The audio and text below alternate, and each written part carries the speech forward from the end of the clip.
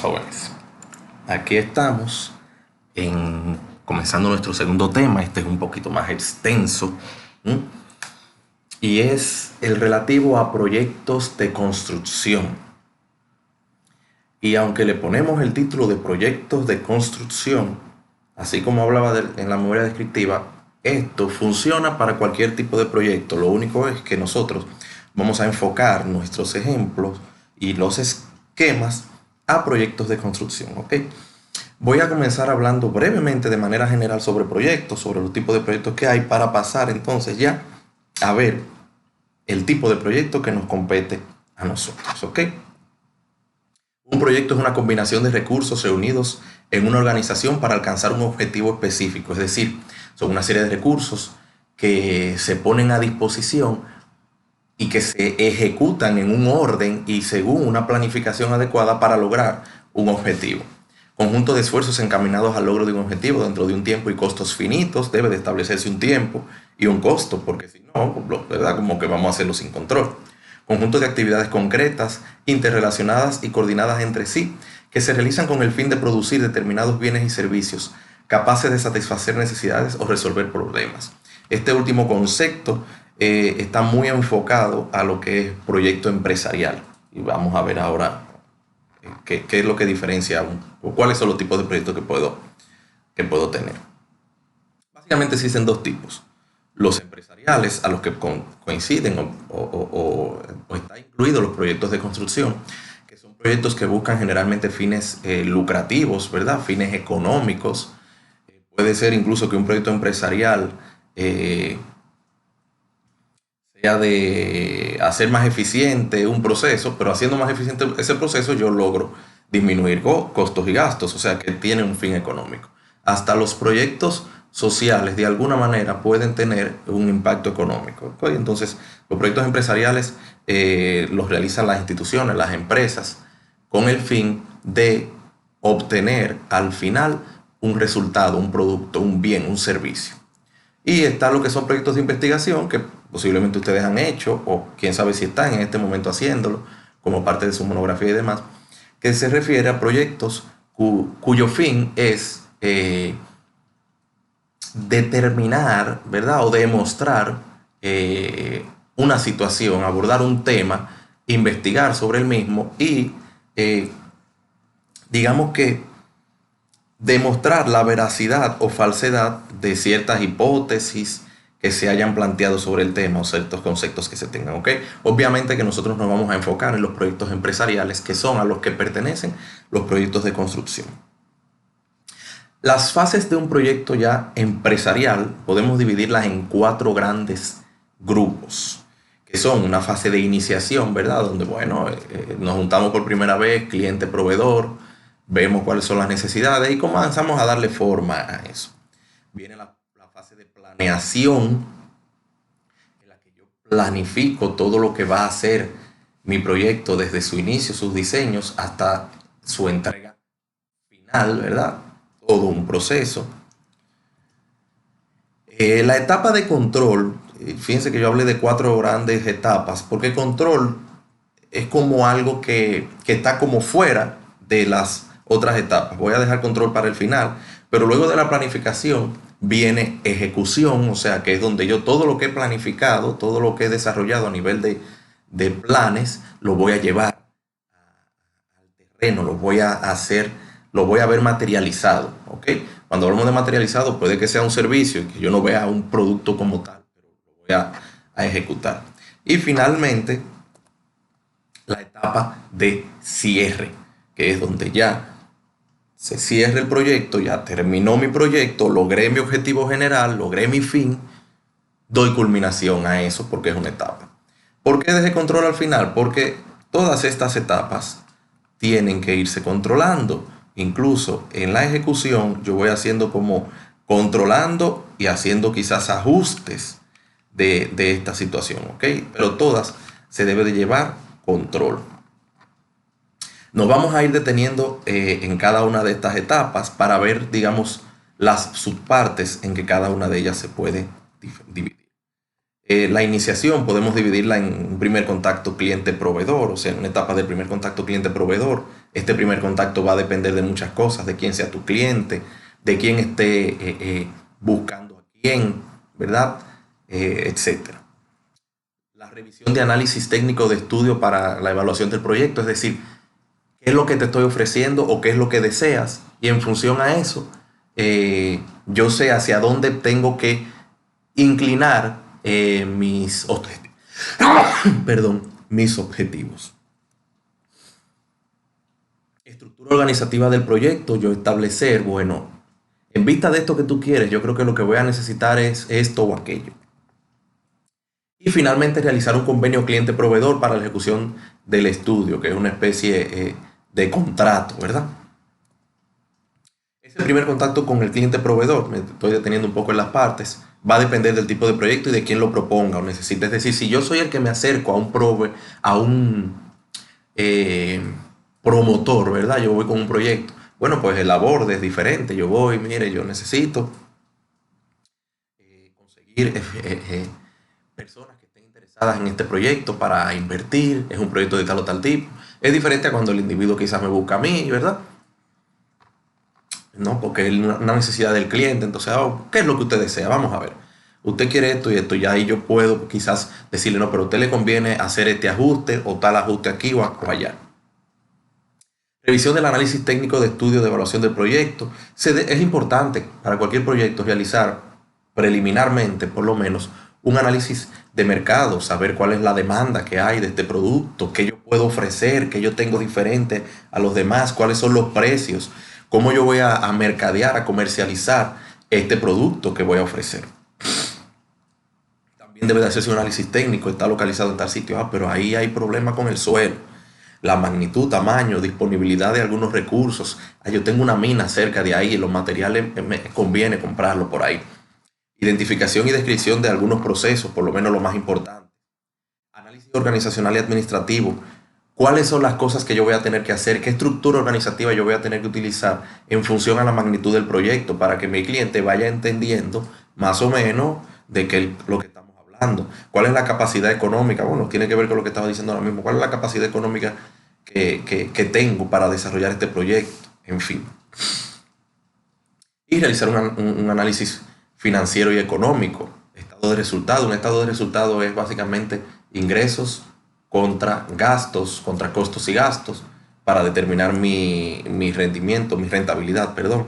Balance general, flujo de efectivo importante, cómo está moviéndose el dinero eh, en, en mis cuentas para yo saber cuál es la posibilidad de gastar. Cuando hablo de mis cuentas, en las cuentas del proyecto, por así decirlo.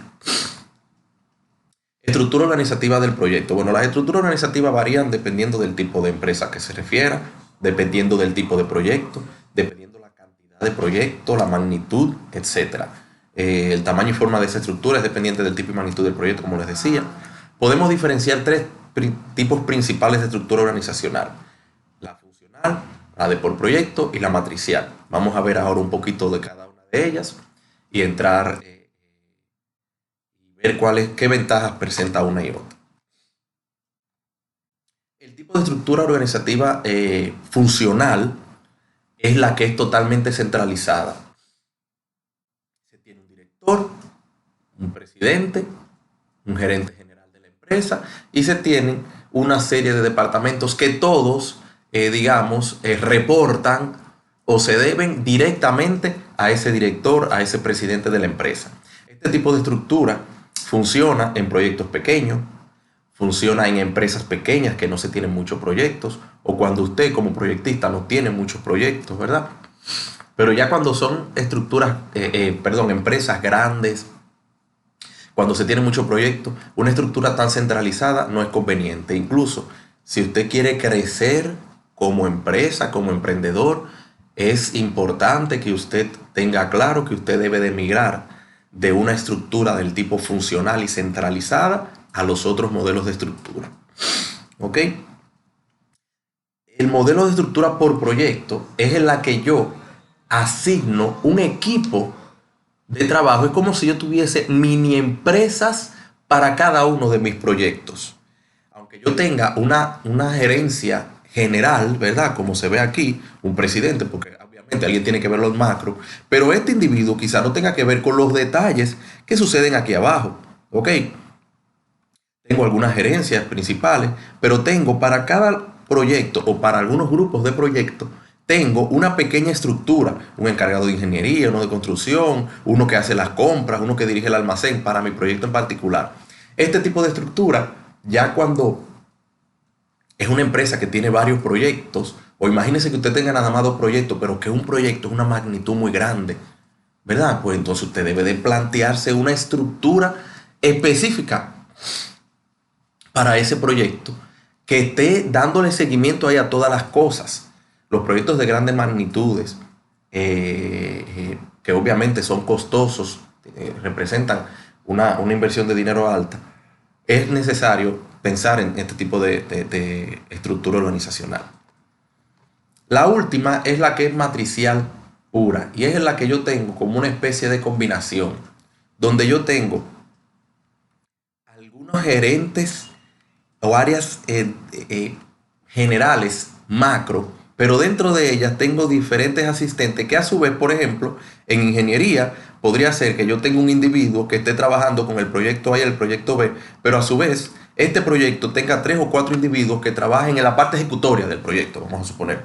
Pero aquí en ingeniería yo tengo uno que lo está viendo desde macro, otro gerente de construcción, de fabricación. Este es como una especie de combinación entre las dos modelos de estructura. Este es el modelo de estructura al que cualquier empresario debería de proyectarse a que va. Y cuando se tienen muchos proyectos, las empresas grandes, empresas constructoras grandes que ustedes ven a nivel nacional, pues trabajan con este tipo de modelos de estructura. Asignan pequeños equipos de proyectos con cierto alcance, con cierto poder de toma de decisiones a cada uno de los diferentes proyectos, pero a su vez puede ser que tengan ciertas áreas que le den seguimiento directo a los proyectos, pero a todos, por ejemplo, que esta área le está dando un seguimiento al proyecto A, al proyecto B, al proyecto C. Y así, aunque aquí yo tengo una pequeña estructura que le da seguimiento al proyecto. ¿Ok? Esto es en cuanto a los modelos de estructura organizativa.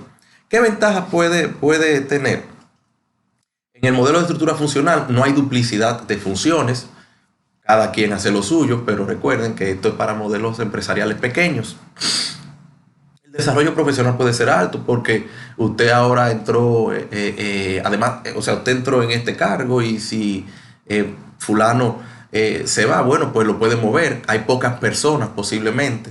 Además, se desarrolla mucho a nivel profesional porque usted domina todo, ¿verdad? Lo de esa área. Problema, una ventaja también, que puede ser al mismo tiempo un problema cuando la empresa comienza a crecer, perdón, es la concentración de autoridad. O sea, los procesos se pueden volver burocráticos, todo depende del jefe y si el jefe no está, entonces no se puede ejecutar esto. Desventajas, puede haber dificultad para controlar cuando comenzamos a crecer, porque todo depende de esta cabeza y es difícil. Dificultad de coordinación por la misma razón. Y la integración de las funciones y de las cosas a veces da problemas porque para todo tiene que este individuo, este jefe, estar presente. En la estructura por proyecto hay una buena coordinación e integración de las diferentes partes, ¿verdad? Hay concentración de la autoridad, pero por proyecto, diferente a la funcional, en que es una concentración de autoridad para todo lo que se mueve en la empresa. Aquí la concentración de autoridad es más en los proyectos, aunque claro, hay alguien que lo ve un poco más macro. La información al exterior es más efectiva, es decir, la comunicación de manera general es más efectiva. Y el compromiso que se crea en el personal, es decir, cada grupo de proyecto está enfocado en que su proyecto quede bien y se genera una especie de competencia sana entre los equipos de proyecto. Desventajas, puede haber duplicación de funciones, lo que esto lleve a altos costos. Si no se tiene una estructura adecuada, si no se tiene una organización adecuada o si en algún momento, por alguna razón, hay un descenso en la cantidad de proyectos que se tienen, puede haber duplicación de personal, puede haber personal ocioso. Si no se tiene claro de que fulano, los proyectos que tiene realmente lo ocupan, puede ser que fulano esté trabajando 30% del tiempo que yo le estoy pagando. La obsolescencia del personal y profesional puede generarse porque no hay puede que no haya tanta rotación aquí en este tipo de estructura organizativa. Y puede haber problemas al terminar el proyecto con la ubicación de los equipos de proyecto a otro proyecto. Como decía, si no hay más proyectos, ¿y qué voy a hacer con esta gente? En el caso de la matricial, ventaja, igual, la comunicación es muy buena, la flexibilidad que ofrece la matricial. Bueno, ahora tengo a este encargado de compra que estaba trabajando con estos proyectos, pero terminó, darle soporte a aquel que está con con estos proyectos. El- el- el- la pertenencia o ese sentimiento de pertenencia del personal también se da, porque como se tiene una estructura, ¿verdad? Que es que al mismo tiempo, como que cada proyecto tiene su equipito propio de ese proyecto, bueno, pues eso también hace que las personas sientan que el proyecto es de ellos. La duplicación puede disminuirse, por lo que les comentaba. Yo puedo, este personal, en la de por proyecto, yo tengo al encargado de producción para este proyecto únicamente, pero aquí el encargado de producción puede estar para este proyecto, pero puede darle soporte a otro. Y el desarrollo profesional también es adecuado, porque usted puede convertirse en multitask incluso. Desventaja que puede presentar la matricial pura, la autoridad difusa. Como se tienen o como se tienen gerencias que están transversales, si ustedes se fijan, vayan a la estructura que mencionamos, hay algunas áreas que en la estructura organizativa son horizontales, están a un mismo nivel. Muchas veces no se tiene claro quién debe de ser el encargado de qué, quién debe de dar las órdenes para este tipo de situaciones u otras. Coordinación e integración a veces es cuestionable por la misma situación y los conflictos que se pueden generar entre esas áreas que están al mismo nivel, que era más o menos lo que estaba explicando hace un momento.